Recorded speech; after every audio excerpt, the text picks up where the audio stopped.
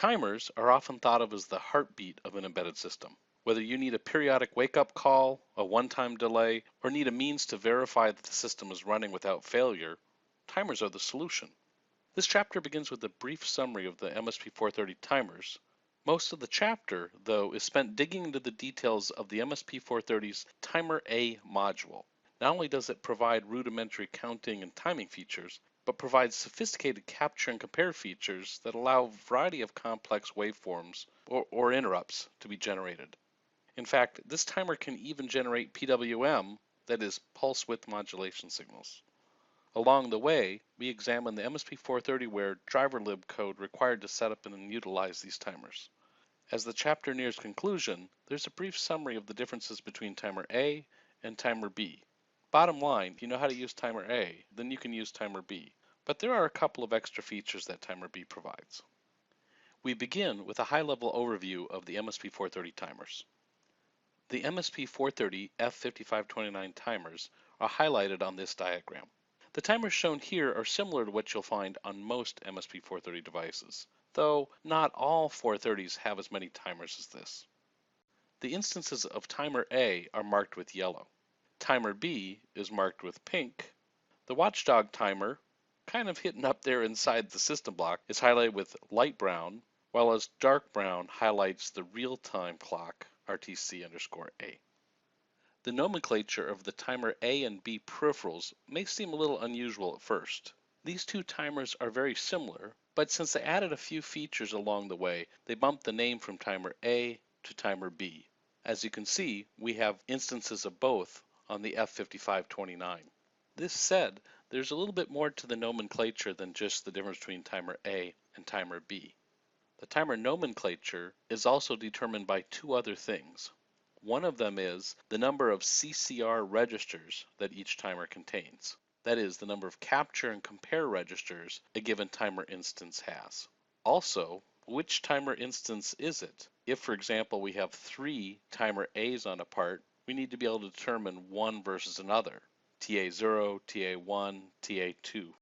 So for example, you might say that TA0 is the first instance of timer_A that we have on this part. TA1 happens to be a timer_A3 because it has 3 CCR registers. The same thing goes for TA2. And then TB0, the first instance of timer B, has 7 capture and compare registers. Don't worry, we'll dig into the details of what those capture and compare registers are as we go through this chapter. The Timers in Training callout box describes where the various timers are discussed in this workshop. Timers A and B are covered in this chapter. We've already covered the watchdog timer in a previous chapter. And the real-time clock module will be discussed in a future chapter. A brief description of the real-time clock, or RTC, tells us that it's a very low-power clock, has built-in calendar functions, and often includes alarms that can interrupt the CPU. It is frequently used for keeping a time base while the CPU is in low power mode.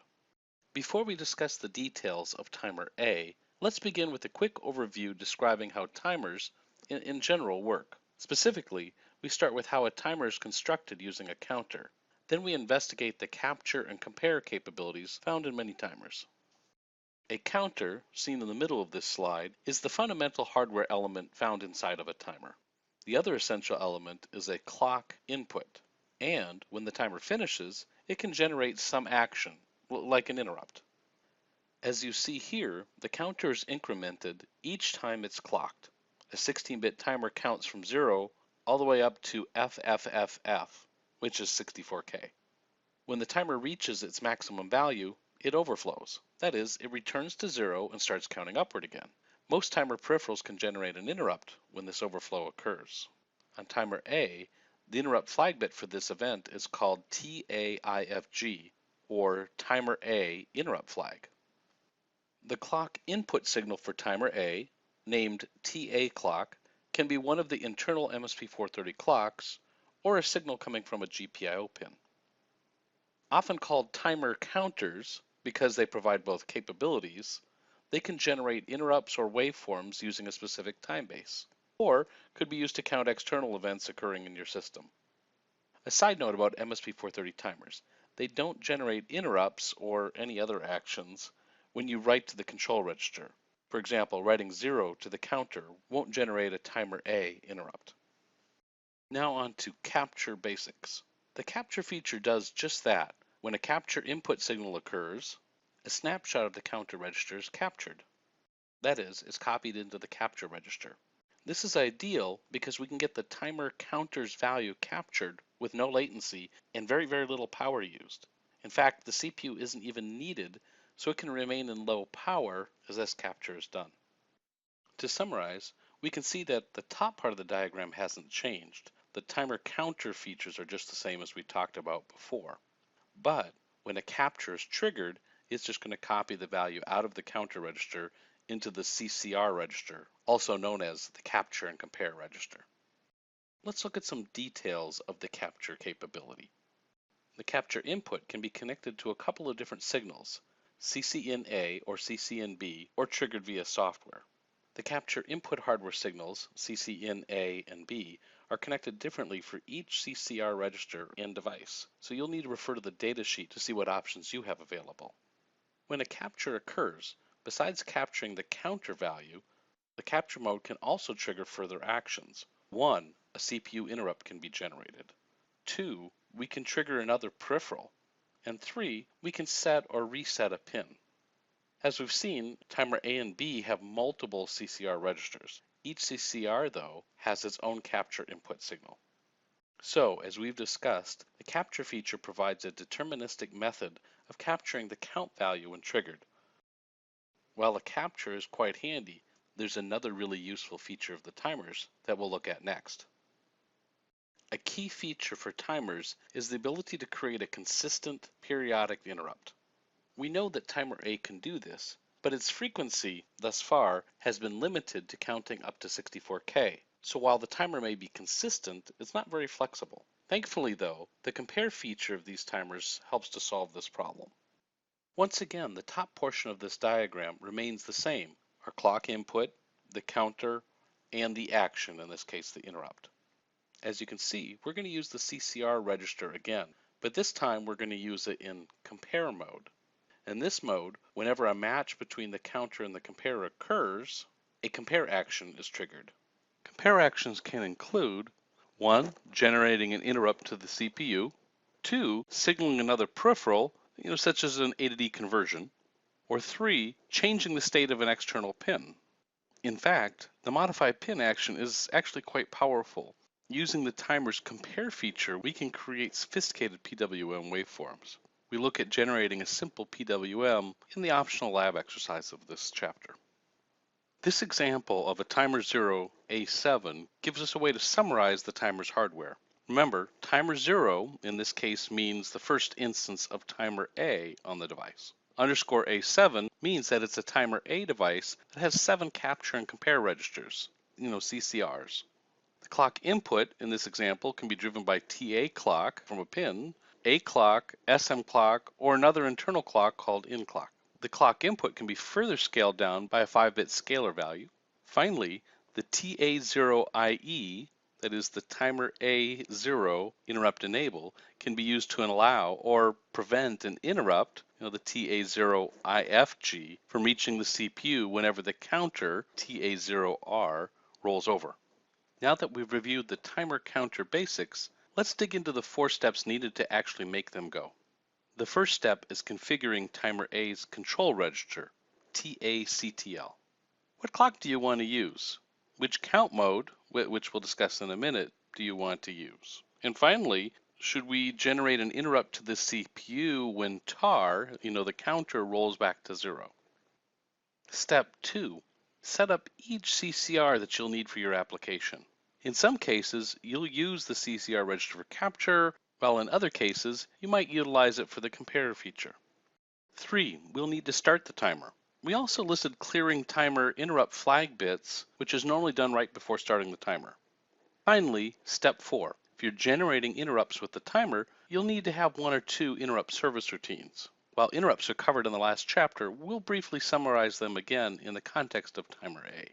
By the way, we'll examine more of the timer's features as we look at the timer setup code. Beginning with step 1, there are 4 different hardware choices we need to make in order to configure the timer's counter. Each of these maps to a driver_lib function parameter. The first one selects which instance of timer A you want to program. We have chosen to program TA0, that is, the first instance of timer A. Remember, tar is the timer A's counter register. When we talk about timer A counter register for the first instance, then you might see that abbreviated TA0R instead of just TAR. Conveniently, the driver_lib documentation provides enumerations for all the supported choices. For example, timer_A0 base, or timer_A1 base, or timer_B0 base. Since this is the same for all of the driver_lib parameters, we won't keep repeating this over and over again, but it's really handy that driver_lib includes easy-to-read enumerations. The second parameter lets you choose which clock source you want to use. We chose SM clock. The next parameter picks one of the clock prescale values. The hardware lets you choose from one of 20 different values.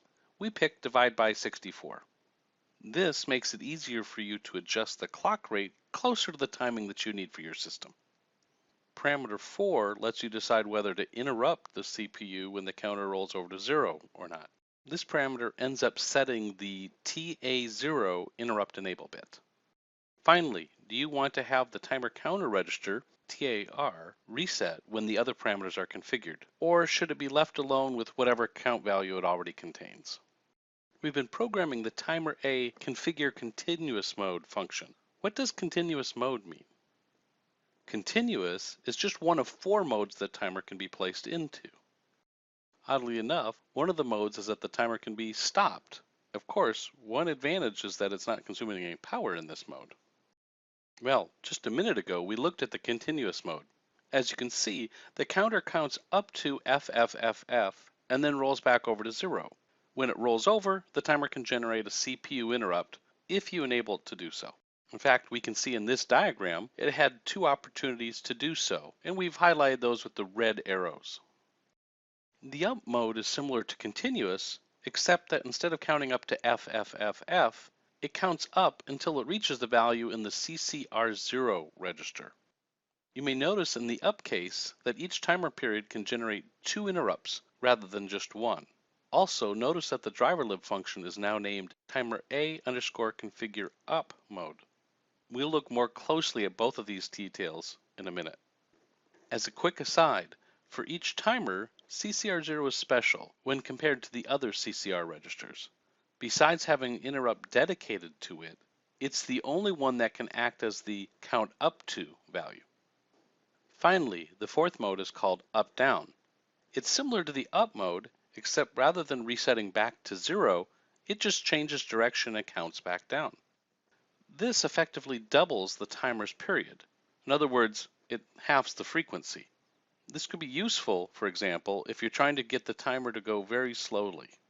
Also notice how the timer can generate interrupts every time the counter hits a rail. That is, each time it changes direction. We've already looked at coding up the continuous mode. Let's take a closer look at one of the other configurations, up. As we said, the up mode differs from the continuous mode by resetting back to 0 whenever the counter matches CCR0, the capture and compare register 0. You can see this with the green line shown here. It counts up to the value found in CCR0 and then resets back to 0. On the other hand, the gray dotted waveform shows us how, in continuous mode, the counter goes past CCR0 and all the way up to 0xFFFF. In the up mode, since we're using the CCR0 register, the timer can generate 2 interrupts. First, the timer A IFG, which we can see in the upper right-hand corner of this diagram, is TA0 IFG. Also, because of the CCR0 register, we have CC0 IFG. The bit for this is actually called TA0 CC0 IFG. If you compare these 2 interrupts to the one found in continuous mode, you'll see that they occur more frequently. This is a big advantage of the up mode. Your frequency is not limited to 2 to the 16 counts, but rather can be anywhere within the 16-bit counter's range. The downside is that you also have to configure the CCR0 register. By the way, you're not seeing a color misprint. The 2 interrupts do not happen at the exact same time. but rather one cycle apart.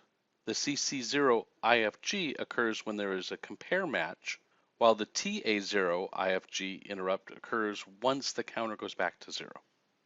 Once again, we see that the CCR0 register is special. That is, it's special in comparison to the other CCR registers. It's only the CCR0 that can be used to define the upper limit of the counter in the up or up-down mode. The other special feature of CCR0 is that it provides a dedicated interrupt, CC0 IFG. In other words, there is an interrupt vector location dedicated to CC0 IFG. All the other timer A interrupts share a common grouped interrupt vector location. As we just saw, the function timer A configure up mode is used to set up the timer for the up mode. Let's take a look at this function. Like the continuous mode function, timer A configure up mode lets us 1. Choose which timer instance we want, select an input clock, divide down that clock, clear the tar counter, and enable the interrupt that can occur when the counter rolls back to 0. What's new is that this function lets you set the value in the CCR0 compare register.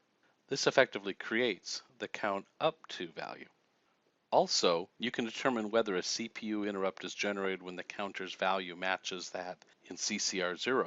If the comparison match is true, and if the CC0 IE bit has been set, then the hardware will set timer A0's CC0 IFG bit and generate an interrupt to the CPU. Okay, stepping back, somewhere in your program, maybe at the beginning of main, you'll want to configure your timers. In this example, it looks like we're doing that in a function called initTimerA0. As you might imagine, part 1 of our timer setup code is the timer A configuration function we just talked about. The next part of our timer configuration code is setting up any additional capture or compare registers that you may want to use. Remember, timer A can have up to 7 CCR0 registers. When using the up or up-down modes, that leaves us with up to 6 more CCR registers to program. Actually, we can program all 7 if we're using the continuous mode. Please double check with your device's datasheet, though, to verify how many CCR registers are available for each timer A, B, or D that you want to program. So, for an example, let's say we want to set up CCR2 for compare mode.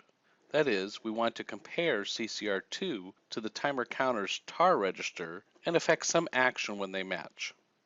As we see here, the cap bit, short for capture bit, needs to be set to 0 for the CCR to be in compare mode. In other words, we want to turn capture mode off. Next, you need to write the compare2 value into the CCR2 register. Then, when tar equals CCR2, this condition is called EQU2, or equate to. By the way, if we were using CCR6, the match condition would be called equate6.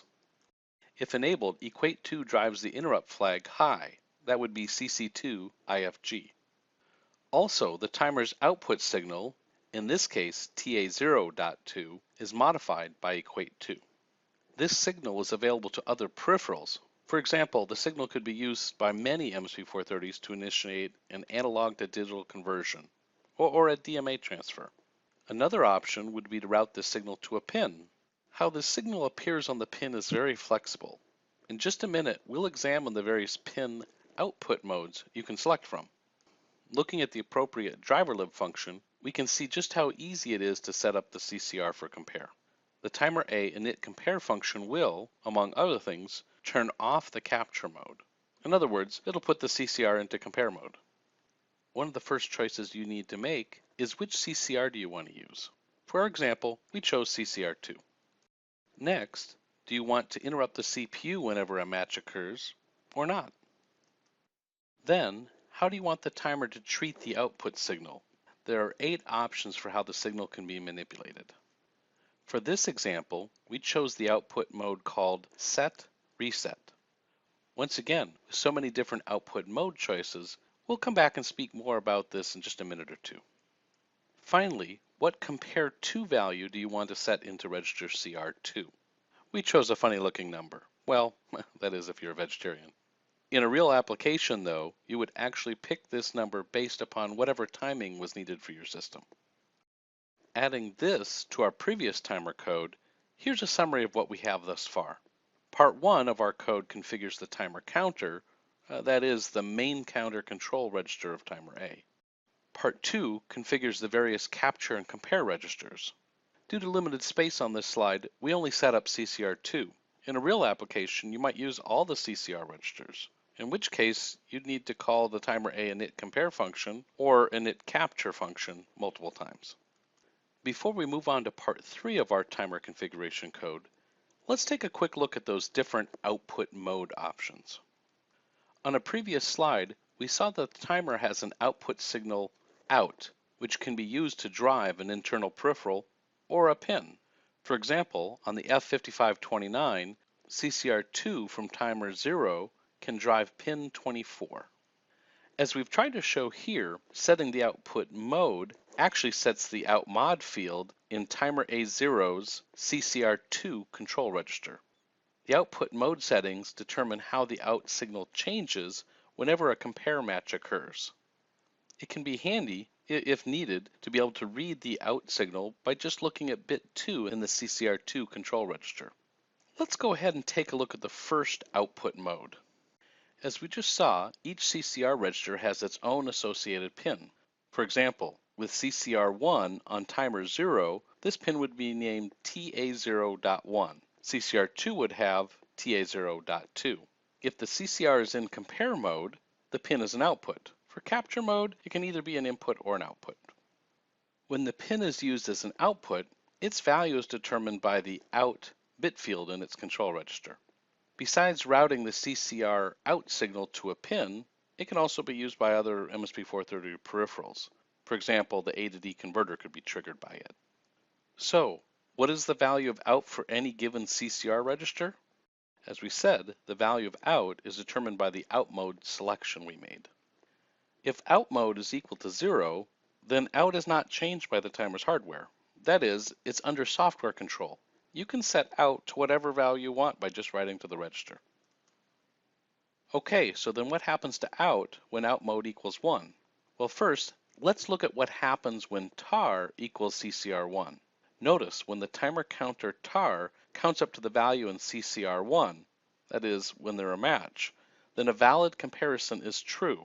The user guide calls this equate 1, where CCR1 is equal to the counter. Similarly, we can see that when the counter reaches the value in CCR0, well, they call that equate 0. In fact, you might remember this equate syntax from a little earlier in our discussion. When the output mode is equal to 1, we call this the set mode. This means that whenever tar equals CCR1, out will be set and will remain that way until the CCR is reconfigured. Why use set mode? Well, you might find it convenient when trying to create a one-shot type of signal.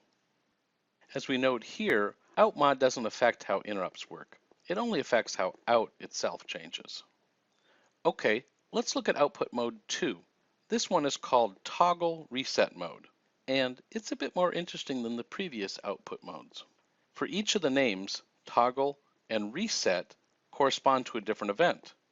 As you can see here, we show the first event. When the counter equals CCR1, that is, it equate 1, then the output is toggled. The second event is when the counter reaches CCR0. When this happens, the second action occurs, in this case, reset. In other words, when the output modes are defined by two names, the first one dictates the value of out whenever CCR equals tar. On the other hand, the second name describes what happens to out whenever CCR0 equals tar. Remember what we stated earlier? CCR0 is often used in a special way. This is another example of how CCR behaves differently from the rest of the CCRs. By the way, notice how with output mode equal to 2, the out signal appears to be a pulse whose duty cycle, that is, its width, is proportional to the difference between CCR0 and CCR1. In fact, this feature can be used to create PWM waveforms, that is, pulse width modulation waveforms. In summary, by showing both out mode equals to 1 and out mode equals to 2 on the same diagram, we can see how the value of out can be very different depending on which output mode is selected. While we have only studied a couple of the output modes, we hope you'll now be able to decipher the remaining modes based upon their names. Here's a graphical comparison of all the different output waveforms based on the value of outmod. Don't worry, we're almost done with the chapter. Part 3 of our code only takes one slide to demonstrate. Part 3, clear the interrupt flags and start the timer. As described during the interrupts chapter, you weren't required to clear the interrupt flags before enabling an interrupt, but once again, this is common practice. So, in our example here, we clear all 3 of the interrupts that we configured using the driver library functions. First, we clear the interrupt generated when the counter register overflows back to 0. For timer 0, that means we're clearing TA0IFG. Then, we clear all of the CCR interrupts. We can do this in a single function by ORing together all of the CCR interrupt flags that we want to clear. We conclude part 3 by starting the timer. This function only has 2 parameters. Its first one is to specify which timer we want to start, and the other specifies, once again, the count mode for the timer. In our example, we're using the up mode. Oops! We're warning you about this because this is the mistake we made while developing the workshop.